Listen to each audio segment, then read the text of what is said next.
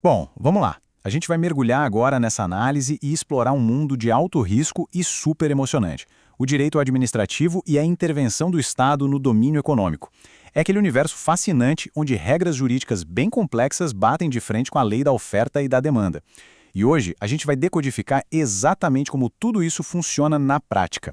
E aí fica aquela pergunta que mais parece saída de um trailer de cinema, né? Quando o mercado vira uma selva selvagem, quem entra em cena para manter a aventura justa? Como a gente mantém o equilíbrio quando essa busca implacável pela riqueza acaba ameaçando a segurança de todo o cenário econômico? É claro que precisa ter regra nesse jogo, mas para entender as regras de hoje a gente precisa dar uma olhada rápida em como filosofias do passado travaram um verdadeiro cabo de guerra para moldar a realidade que a gente tem agora. Historicamente, o mundo econômico viu basicamente duas grandes fases. De um lado, a gente tem o Estado liberal, muito baseado na visão do Adam Smith. A ideia aqui era de não interferência total, sabe? O Estado ficava ali meio de braços cruzados, só observando a tal da mão invisível regular tudo sozinha. Do outro lado vem o Estado social, inspirado nas ideias de Karl Marx, que já defendia não só a fiscalização, mas o controle direto e a exploração das atividades pelo próprio Estado. Ou seja, duas visões completamente opostas disputando o controle de tudo. E essa disputa histórica toda deságua onde? Exatamente, no nosso mapa mestre, a Constituição de 1988. Olha só que interessante, em vez de escolher um desses extremos, o Brasil decidiu misturar a livre iniciativa com a intervenção do Estado. Se a gente for lá do artigo 170 até o 181, vai ver que a Constituição garante sim o mercado livre, mas autoriza intervenções bem cirúrgicas, seja regulando as coisas ou até explorando atividades diretamente. É literalmente um modelo feito para tentar encontrar o equilíbrio perfeito. Afinal, a atividade econômica não é uma terra sem lei. Esse sistema tem alguns fundamentos e princípios que são quase como regras sagradas do reino. Coisas como a valorização do trabalho humano e a livre iniciativa. Mas tem um detalhe. A propriedade privada precisa cumprir uma função social. E tem mais. Existe esse dever inegociável de defender o consumidor, que costuma ser a parte mais vulnerável, de proteger o meio ambiente e, claro, buscar reduzir as desigualdades. Resumindo, qualquer atitude que fuja dessas regras vai acabar sofrendo a repressão do Estado. E isso nos leva direto ao ato 2, os vilões do vale. Vamos dar uma olhada na dominação de mercado e nos abusos econômicos. É aqui que a tensão começa a aumentar de verdade, porque, convenhamos, onde tem um mercado lucrativo, aparecem forças sombrias querendo dominar tudo. E o primeiro grande vilão dessa história é o trust. Imagina um gigante corporativo que simplesmente engole a concorrência. Uma empresa vira um verdadeiro colosso, seja comprando as rivais ou fazendo uma pressão tão absurda que todo o resto do mercado é obrigado a seguir as regras dela. A livre concorrência basicamente some, esmagada por esse peso todo. Aí a gente tem o cartel. Esse é bem perigoso, porque é uma aliança enganosa, daquelas feitas a portas fechadas, sabe? Em vez das empresas competirem de um jeito limpo e aberto, elas fecham acordos secretos. Elas combinam de fixar preços lá no alto e bloquear qualquer concorrente novo que tente entrar no jogo. É basicamente manipular a economia inteira ali, escondido, nos bastidores. E a coisa continua. Chegamos agora a uma tática que é bem brutal, o dumping. Isso rola quando uma empresa joga os próprios preços lá embaixo, muitas vezes até abaixo do que custa para produzir. E na boa, frequentemente isso só é possível porque tem algum subsídio governamental por trás.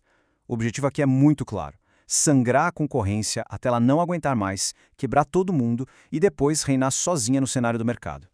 Mas olha, as ameaças não param nessas grandes dominações. A gente também tem as armadilhas deixadas pela cadeia de suprimentos, conhecidas como restrições verticais.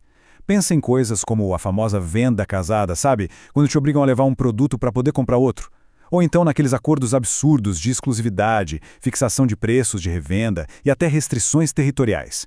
Tudo isso é orquestrado de um jeito que simplesmente sufoca a respiração do livre mercado. Para combater isso tudo, chegamos ao lato 3, os guardiões de elite. Vamos falar do Estado regulador e do famoso SBDC. Com tanto vilão solto por aí, a gente precisava de uma guilda de elite para defender esse mercado, concorda? É aí que entra o Estado regulador. No Brasil, esta tropa de elite atende pela sigla SBDC, o Sistema Brasileiro de Defesa da Concorrência. E esse sistema se apoia em dois grandes pilares. De um lado, a gente tem a CAA, operando lá como uma força-tarefa no Ministério da Fazenda. Do outro, a verdadeira espada da justiça dessa história, o Tribunal do CAD. O CAD, aliás, é estruturado como uma verdadeira fortaleza. Ele investiga os abusos, julga as infrações e defende o reino econômico. Mas tem um detalhe aqui que é formidável. A responsabilidade por abusar do poder econômico é objetiva. Ou seja, a punição acontece mesmo sem precisar provar que houve intenção ou culpa. Se o ato abusivo existiu, a espada cai mesmo, sem hesitação. E se as regras forem desrespeitadas, o CAD não fica só no puxão de orelha, não. Eles têm um arsenal de punições de botar respeito, feito para desmantelar monopólios. Para ter uma ideia, eles podem dividir uma empresa ao meio, a chamada cisão, forçar a transferência do controle acionário ou até proibir a empresa de fechar contratos com a administração pública.